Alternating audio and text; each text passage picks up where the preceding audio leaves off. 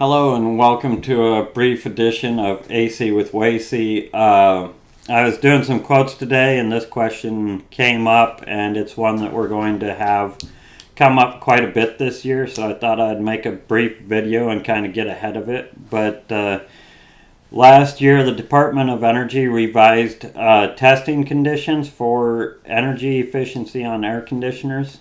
So a lot of you may be familiar with a SEER rating.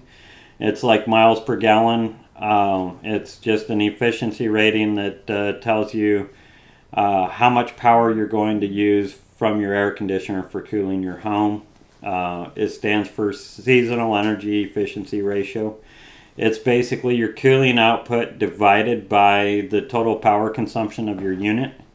So what has changed for SEER2 is the old testing did not account for units under a static pressure while they're cooling. Basically, you have a static pressure being produced by your filters, your grills, your ductwork, everything attached to the system. And because the old SEER rating did not account for that, a real world application of the unit at a SEER rating wasn't really accurate with what they were actually putting out once they got into the field. So the Department of Energy revised how they test them, and now they're putting them under a static pressure test while they're testing them, so that it more accurately reflects the energy efficiency in the field. Because of this, manufacturers had to up their minimum standards on how they were producing air conditioners, heat pumps, ductless units, all these things. So there is a price bump that we hit this spring from that, although we've hit several price increases the last couple of years. It's kind of just become something that we have to learn to deal with. But we hit a significant one with the SEER2 adjustment. So what's this actually mean as far as to you as a homeowner or a consumer? So basically any units using that are 45,000 BTUs or less, which is essentially under a 4-ton, the new minimum efficiency is a 14.3 SEER2. That basically equates out to a 15 SEER on the old system.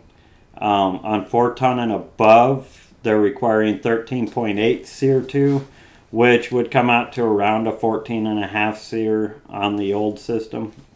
But basically, you're going to see 14 SEER2 numbers, and really the minimum efficiency there is going to be a lot more accurate, whereas your older ones, anything before this year that has a SEER rating with static pressure and ducting and all of that, they found that you're basically everything was about 3/4 of a SEER behind where it should have been once it was attached to ductwork. So going forward, you'll see the SEER2 rating. It's not going to change a whole lot of things, except you're getting a more accurate reflection of how much power you're going to use from your air conditioner going forward. But that's all I've really got for today. I just thought I'd get ahead of that question a little bit and get you all the information kind of ahead of time as we go into summer and people are replacing air conditioners, or if you're building homes. For the time being, you'll see some quotes that have both SEER and SEER2 equipment on it, and just know that that's the difference in them.